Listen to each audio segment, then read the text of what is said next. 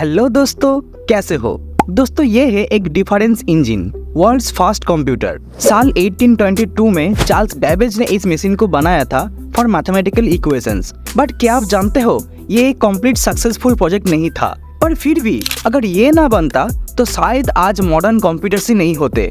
और क्या आपने कभी सोचा है डिफरेंस इंजन से पहले हम कैसे बड़े कैलकुलेशंस करते थे, और इतने भारी भरकम मशीन से आज हम इतने पोर्टेबल कंप्यूटर्स पर कैसे आ पहुंचे। इन सारे क्वेश्चंस का आंसर मिलेगा आपको इस वीडियो में, titled complete history of modern computers.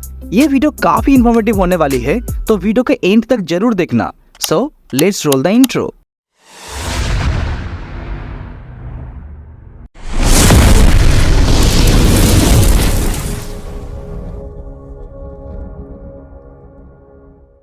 Computer एक ऐसी मशीन जो आज की डेली लाइफ में एक इम्पॉर्टेंट रोल प्ले करता है। बट इसका हिस्ट्री जानने के लिए हमें टाइम ट्रेवल करना होगा thousands of years back.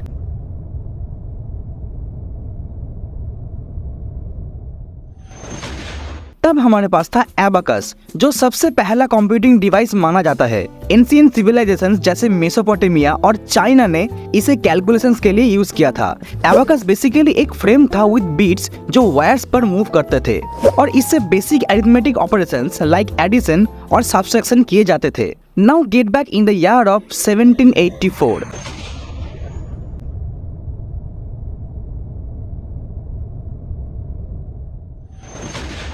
जेज Muller एक हेसियन आर्मी इंजीनियर था जिन्होंने एक इम्प्रूव्ड मैकेनिकल एडिंग मशीन बनाया था, और फिर 2 साल बाद 1786 में एक मैकेनिकल कैलकुलेटर की आइडिया लेकर एक बुक लिखी जो bigger and more complex calculations को जल्दी कर सकता था। पर फंडिंग और टेक्नोलॉजी के कमी की वजह से ये आइडिया उन्हें छोड़ना पड़ा।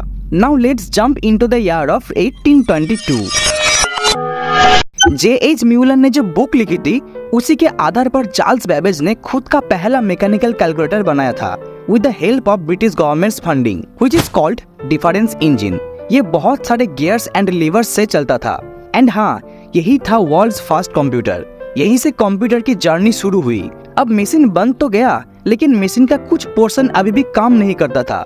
बार बार उसे अपग्रेड करने में डिफरेंस इंजन के कई वर्जन्स आए, लेकिन फिर भी कुछ काम नहीं बना। और इतने सारे parts with so much precision के लिए बहुत टाइम और पैसे भी खर्च हुए, जिसके कारण ब्रिटिश गवर्नमेंट ने भी इस प्रोजेक्ट से अपना सपोर्ट वापस ले लिया। बट इसे बेहतर बनाने की कोशिश में चार्ल्स बेबेज ने एनालिटिकल इंजन का कॉन्सेप्ट इंट्रोड्यूस किया। ये भी एक मैकेनिकल कंप्यूटर था जो स्टीम से ऑपरेट होता था। इसमें प्रोसेसिंग के लिए एक मील यूज होती थी और स्टोरेज के लिए काउंटर व्हील्स यूज होता था। आउटपुट के लिए पंच कार्ड और एक प्रिंटर भी था। एडा लवलेस ने इसका एल्गोरिथम लिखा और इसीलिए उन्हें पहली कंप्यूटर प्रोग्रामर कहा जाता है। बट ये कॉन्सेप्ट भी फुल्ली फंक्शनल नहीं बन पाया। पर हाँ, इसकी डिजाइन से ही मॉडर्न कंप्यूटर्स का बेस बना जो हम आज भी यूज कर रहे हैं। नाउ अब आते हैं लगभग 1 सेंचुरी बाद, साल 1945 में, in the period of world war 2।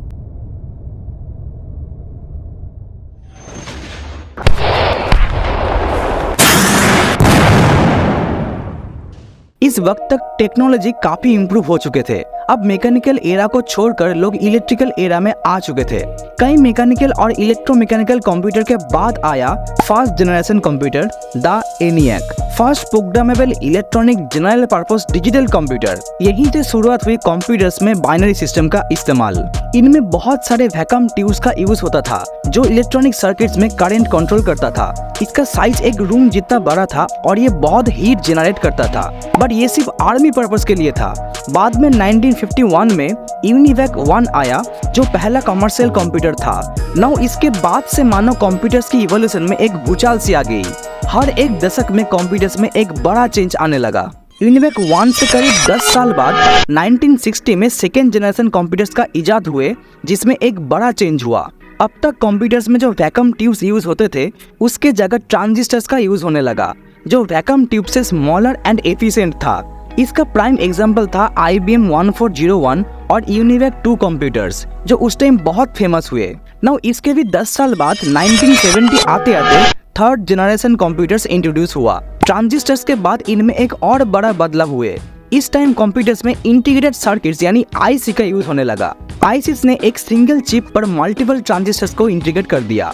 IBM system 360 और BDB-8 इस टाइम का पॉपुलर कंप्यूटर थे। इस एरा में कंप्यूटर्स का साइज और भी छोटा हुआ और परफॉर्मेंस में बहुत इंप्रूवमेंट हुई। नाउ 1980s आते आते फोर्थ जनरेशन कंप्यूटर्स मार्केट में आ गए। Welcome to the world of microprocessors. अब ट्रांजिस्टर्स इतने छोटे हो चुके हैं कि माइक्रोस्कोप के बिना आप उसे देख भी नहीं पाओगे। इंटेल 4004 जो 1971 में लॉन्च हुआ was the first commercial microprocessor। PC यानी पर्सनल कंप्यूटर्स का एरा यहीं से स्टार्ट हुआ। 1981 में IBM PC लॉन्च हुआ और 1984 में एप्पल ने पहला मैकिंटॉश लॉन्च करा। ये दोनों कंप्यूटर्स इस जनरेशन का आइकॉनिक एग्जांपल है। इस टाइम पर सॉफ्टवेयर डेवलपमेंट भी बूम पर थे, जिसमें माइक्रोसॉफ्ट और एप्पल जैसे कंपनीज ने दुनिया को एक अलग ही मोड़ पे ला दिया। Now cut to present time, the era of 5th generation computers.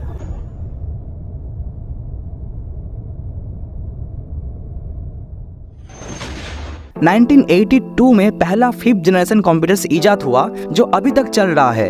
In computers में जावा, C++, पाइथन जैसे प्रोग्रामिंग लैंग्वेज का इजाद हुआ, जिनसे कंप्यूटर्स को हाई कंप्यूटिंग पावर मिला।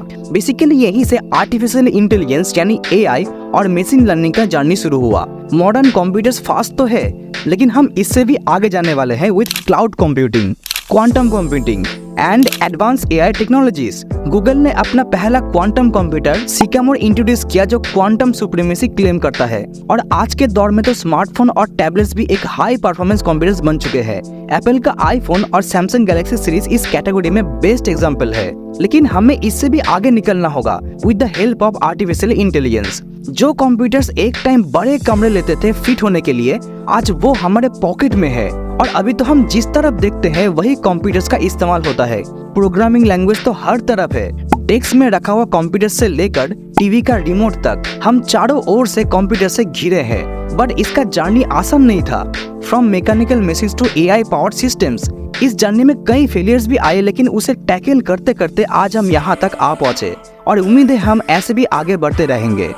तो दोस्तों, यही था एक detail journey through the evolution of computers, जो हमारी लाइफ को सिंप्लीफाई और एनरिच कर दिया है, जिसके बिना शायद हम आज भी 17th सेंचुरी में जी रहे होते। तो दोस्तों, उम्मीद है आपको ये वीडियो अच्छा और इन्फॉर्मेटिव लगी होगी। आपका जो भी ओपिनियन हो नीचे कमेंट जरूर करना और वीडियो को एक लाइक और शेयर करते जाना।